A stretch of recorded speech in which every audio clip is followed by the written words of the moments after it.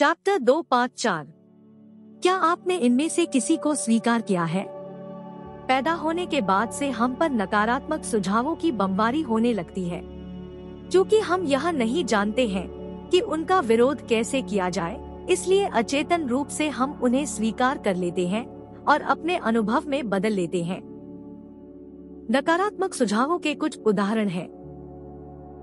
तुम कुछ नहीं कर सकते, तुम कभी कुछ नहीं बन पाओगे, तुम्हें ऐसा नहीं करना चाहिए, तुम असफल हो जाओगे, तुम्हारी सफलता की बिल्कुल संभावना नहीं है, तुम बिल्कुल गलत हो, इससे कोई फायदा नहीं होगा।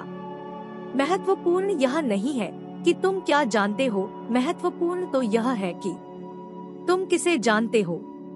दुनिया रसातल को जा रही है, क्या फायदा, किसी को कोई फर्क नहीं पड़ता है। इतनी ज्यादा कोशिश करने से कोई फायदा नहीं है। तुम्हारी उम्र अब ज्यादा हो चुकी है, स्थितियां बिगड़ती जा रही हैं। जिंदगी मशीनी चक्की बनकर रह गई है। प्रेम सिर्फ पक्षियों के लिए है, तुम कभी नहीं जीत सकते। सावधान रहना, तुम्हें भयंकर बीमारी हो सकती है, कोई भी भरोसे के काबिल नहीं है। इस तरह के बाहरी सुझावों को स्वीकार करके आप उन्हें साकार करने में सहयोग देते हैं। बचपन में आप दूसरों के सुझावों का विरोध नहीं कर सकते थे, आपको इस बारे में ज्यादा पता नहीं था।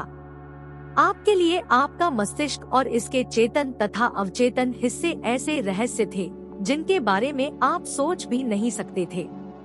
बहरहाल, वयस्क होने के बाद आप चयन कर सकते हैं।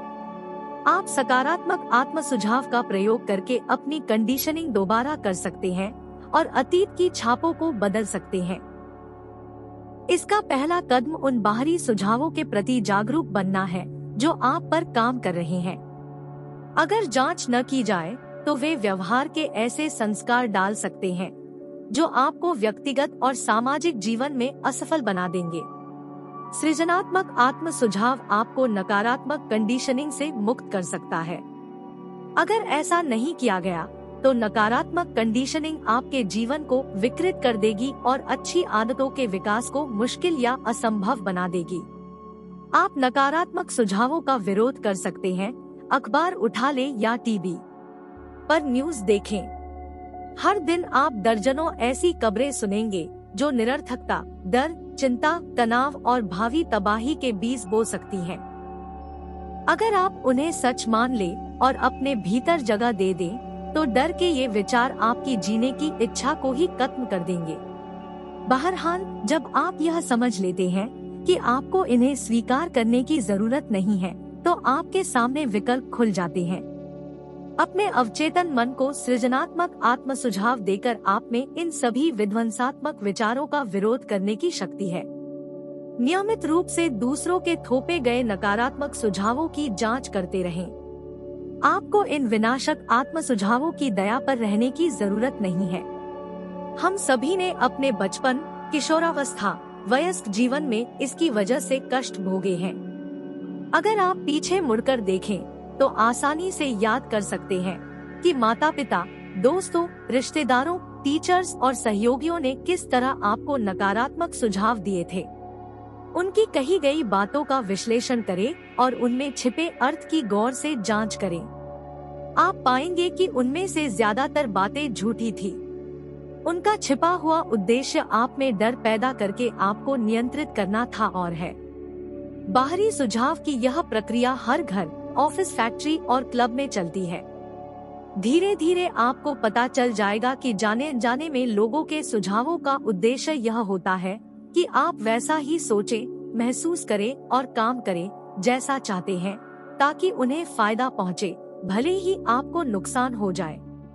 किस तरह सुझाव ने एक आदमी की जान ली। मेरे दूर के एक रिश्तेदार ने भारत की एक मशहूर महिला भविष्यवक्ता क्रिस्टल गेजर से अपना भविष्य पूछा। ज्योतिषी ने उसे बताया कि उसका दिल बहुत कमजोर है और वह अगली अमावस्या को मर जाएगा। मेरा रिश्तेदार स्तब्ध रह गया। उसने अपने परिवार के हर व्यक्ति को भविष्यवाणी बताई। उसने अपने वकील से मिलकर वसीयत ठीक करवा ली। जब मैंने उसे उसके विश्वास से डिगाने की कोशिश की तो उसने मुझे बताया कि उस भविष्यवक्ता में अद्भुत पारलौकिक शक्तियां हैं। वह भविष्यवक्ता लोगों का बहुत भला या बुरा कर सकती है। उसे भविष्यवाणी की सच्चाई पर पूरा भरोसा था। जब अमावस्या करीब आने लगी तो वह खोया खोया रहने लगा। 1 महीने पहले यह आदमी खुश, स्वस्थ, उत्साही और जोशीला था। अब वह बीमार दिखने लगा। अमावस्या के दिन उसे बहुत बुरा हार्ट अटैक आया। वह मर गया, हालांकि उसे यह पता ही नहीं था कि अपनी मौत का कारण वह खुद था। हम में से कितनों ने इस तरह की कहानियां सुनी हैं और यह सोचकर थोड़े खोए हैं कि यह दुनिया रहस्यमय अनियंत्रित शक्तियों से भरी पड़ी है। दुनिया शक्तियों से भरी पड़ी है, लेकिन वे न तो रहस्यमय है, न ही अनियंत्रित। मेरे रिश्तेदार ने खुद अपनी जान ले ली क्योंकि उसने एक सशक्त सुझाव को अपने अवचेतन मन में दाखिल ने दिया। उसे भविष्यवक्ता की शक्तियों पर भरोसा था, इसलिए उसने उसकी भविष्यवाणी को पूरा स्वीकार कर लिया। आइए अवचेतन मन की कार्यविधि की जानकारी के आधार पर इस घटना को देखें। व्यक्ति का चेतन या तार्किक मस्तिष्क जिस बात पर यकीन करता है, अवचेतन मन उसे स्वीकार लेता है और उसके अनुरूप कार्य करता है। मेरा रिश्तेदार जब उस भविष्यवक्ता के पास गया तो वह सुझाव ग्रहण करने की मनोदशा में था। भविष्यवक्ता ने उसे एक नकारात्मक सुझाव दिया जिसे उसने सच मान लिया। वह दहशत में आ गया। उसे पूरा विश्वास था कि अगली अमावस्या को वह मरने वाला है। उसने इसके बारे में सबको बता दिया और अपनी मौत की तैयारी करने लगा। मौत के बारे में उसके डर और आशंका को उसके अवचेतन मन ने सही मान लिया तथा उसकी मौत को हकीकत में बदल दिया। जिस महिला ने उसकी मौत की भविष्यवाणी की थी, उसकी शक्ति मैदान के पत्थरों और लकड़ियों से ज्यादा नहीं थी।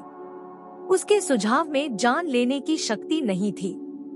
अगर वह आदमी मन के नियमों को जानता तो वह इस नकारात्मक सुझाव को पूरी तरह से अस्वीकार कर देता और भविष्यवक्ता के शब्दों पर जरा भी ध्यान नहीं देता।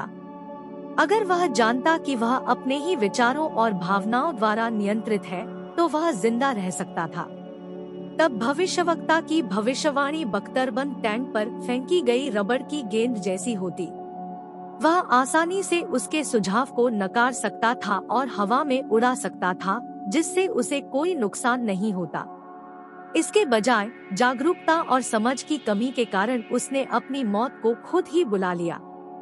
दूसरों के सुझावों में अपनी कोई शक्ति नहीं होती है। आप अपने विचारों द्वारा उन्हें शक्ति देते हैं। आपको अपनी मानसिक सहमति देनी होती है। आपको उस विचार को स्वीकार करना होता है। तब वह विचार आपका बन जाता है और आपका अवचेतन उसे साकार करने के लिए काम करता है। याद रखें, आपके पास चुनने की क्षमता है। जिंदगी चुने, प्रेम चुने, सेहत चुने,